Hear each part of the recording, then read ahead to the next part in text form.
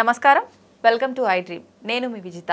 ప్రస్తుతం మనతో పాటు ఉన్నారు ప్రముఖ జ్యోతిష్య వాస్తు పండితులు, అగ్ని ఉపాసకులు బ్రహ్మశ్రీ తిరుపతి మూర్తి అవధాని గురుగారు మనతో పాటు ఉన్నారు. ఇప్పుడు గురుగారితో మాట్లాడి మరిన్ని విషయాలు తెలుసుకుందాం. నమస్కారం గురుగారు. ఓం శ్రీ మహాగణాధిపతయే నమః. గురుగారు, ఈ నెల 25వ తారీఖు పౌర్ణమి రోజు చంద్రగ్రహణం రాబోతుంది అని అంటున్నారు. అయితే నిజంగానే ఆ రోజు గ్రహణం ఉందా? ఈసారి వచ్చే ఈ గ్రహణానికి చాలా ప్రమాదకరమైన పరిస్థితులు ఏర్పడబోతున్నాయని కూడా చెప్తున్నారు. అది ఎంతవరకు నిజం గురుగారు? వాటి నుంచి బయట పడాలి అంటే ఆ రోజు ఎటువంటి జాగ్రత్తలు తీసుకోవాలి, నియమాలు పాటించాలి? గ్రహణం ఉన్నమాట వాస్తవం, గ్రహణం లేదు అనే మాట వాస్తవమే. అదేంటి గురుగారు, రెండు వాస్తవం ఎలా అవుతాయి? ఇప్పుడు మన దేశానికి లేదు గ్రహణం. ఓకే. అసలు మన దేశానికి గ్రహణ ఛాయ కూడా లేదు, కానీ గ్రహణం ఉంది కాబట్టి వాస్తవం. మనకు లేదు కాబట్టి వాస్తవం. లేని దానికి నియమాలు ఎక్కడి నుంచి వస్తాయండి? నేను చూసా, ఈ నక్షత్రం వాళ్ళకి ఇది బాగుంటుంది, వీళ్ళకి ఇది పట్టబోతుంది అనుకుంటారు, అనిపించింది. అసలు గ్రహణమే లేదు మనకు. భారతదేశానికి ఎక్కడా కూడా ఒక ఛాయ కూడా, నీడ కూడా గ్రహణానికి సంబంధించింది లేదు.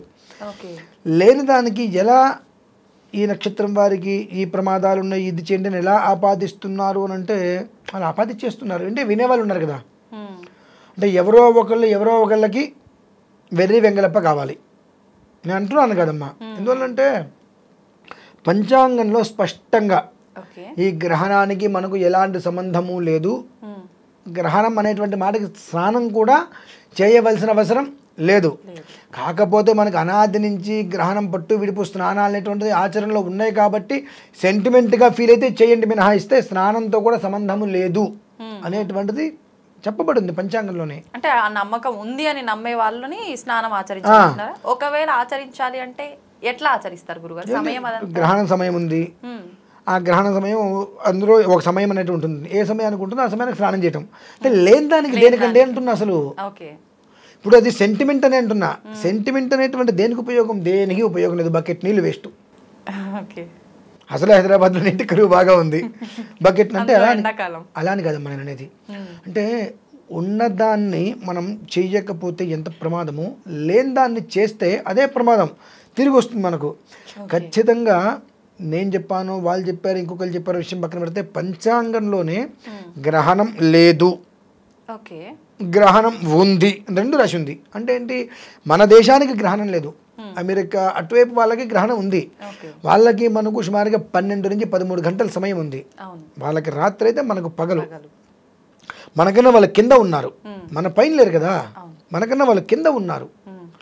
గ్రహణ స్థితి అనేటువంటిది మనకి ఏ కోశాన లేదు అన్నప్పుడు దాని గురించి మనం ఎందుకు ఆలోచించాలి? పోనీ వాళ్ళు మనకన్నా పైన ఉన్నారంటే వాటర్ అనేటువంటిది పల్లాన్ని చూస్తుంది కాబట్టి ఆ ఒక్క నీడ మన మీద పడింది అనుకోవచ్చు. అసలు లేదు కదా, మనం ఎత్తులో ఉన్నాం, వాళ్ళ కింద ఉన్నారు. ఉన్నప్పుడు ఈ నీళ్ళు ఎంత ఎత్తున్నా కిందకి రావాల్సిందే మళ్ళీ, అంటే పైకి పడవు. దాని గురించి అసలు ఆలోచించాల్సిన అవసరం ఏముందండి? చిన్న లాజిక్.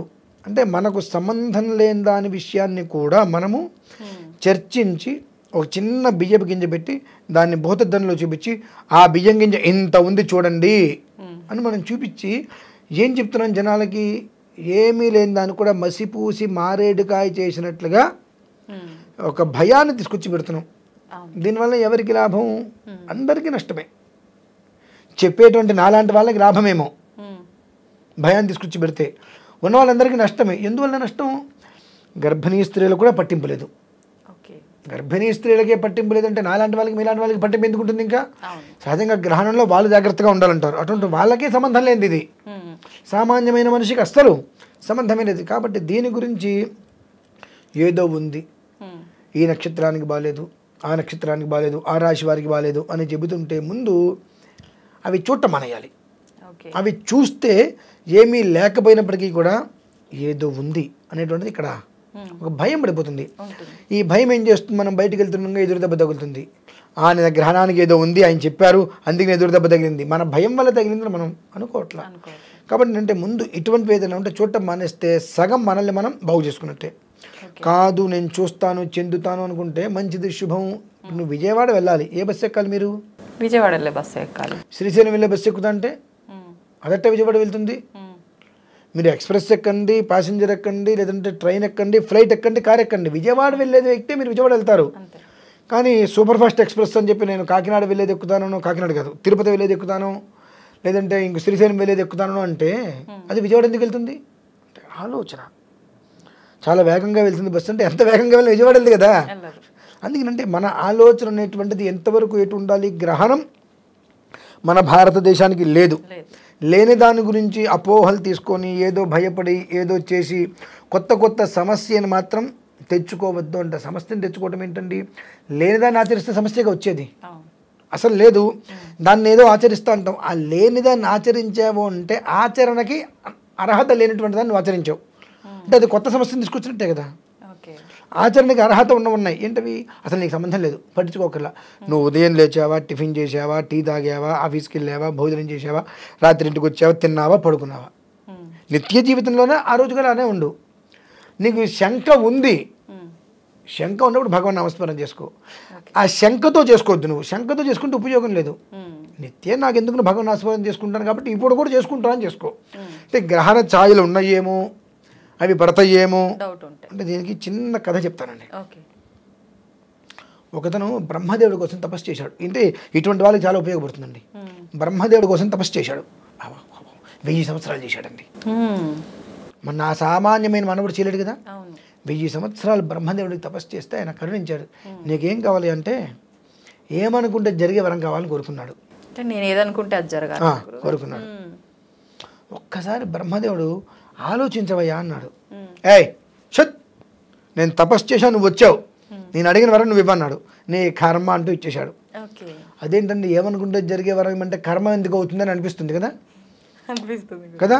ఏమనుకుంటే జరిగే వరం అంటే ఓ బ్రహ్మాండం ఏదైనా కోరుకోవచ్చు, ఇంకా దీని కర్మ ఏంటి అనిపిస్తుంది. వీడు 1000 సంవత్సరాలు జపం చేసుకున్నాడు కదా.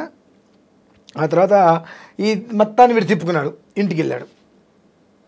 మరి వాడు తిప్పుకున్నప్పుడు తన భార్య నేను ఇంటికి వెళ్తాడు, నా భార్య నాకు ఎదురుకుండా రావాలని కోరుకున్నాడు. తను ఇంటికి వెళ్తాడు, తన భార్య ఎదురుకుండా వస్తుంది. ఆమె కూరలు విరబోసుకుని తెల్లటి చీర కట్టుకుంది. ఆమెను చూసి అది దయ్యమేమో, నన్ను మింగేస్తుందేమో అనుకున్నాడు. అయిపోయింది. ఆయన జాగ్రత్తగా ఆలోచించిన ఆయన నువ్వు అన్నాడు. ఇప్పుడు మీకు కూడా డౌట్ వచ్చింది, ఎందుకు ఏమనుకుంటే జరిగే గొప్పది కదా అని అనుకున్నారు మీరు. అనుకోగానే నా భార్య నాకు ఇంట్లోకి వెళ్ళగానే ఎదురుకుండా రావాలని కోరుకున్నాడు. వాడు ఇంటికి వెళ్తాడు, తన భార్య ఎదురుకుండా వచ్చింది. అక్కడ తెల్ల చీర కట్టుకొని తను కోరుకున్నాడు, తెల్ల చీర కట్టుకోవాలి, కుర్రులు గాల్లోకి ఎగురుతుండాలని కోరుకున్నాడు. సడన్గా చూడంగానే దయ్యమేమో నన్ను మింగుతుందేమో అనుకున్నాడు. ఆవిడ దయ్యమైంది, వీడిని మింగేసింది. వీటి 1000 సంవత్సరాలు తపస్సు చేసి ఏంటండి ఫలితం? అలా నీది కూడా అమ్మ. అంటే చెప్తే నవ్వులాటగా ఉంటుంది, కానీ అనవసరమైన దాంట్లో వేలు పెట్టి అది తలకి చుట్టించుకునే దానికన్నా నమస్కారం చేసుకుని పక్కకి తిప్పుకోవడం చాలా శ్రేయోదాయకం. అది పరిస్థితి. మొత్తానికి గ్రహణ ఛాయలు ఎక్కడ కూడా మన భారతదేశం పైన లేవు, నియమాలు అవసరం లేదు, భయపడాల్సిన అవసరం అంతకన్నా లేదండి. లేదండి. ఓకే, థ్యాంక్ యూ గురువు గారు.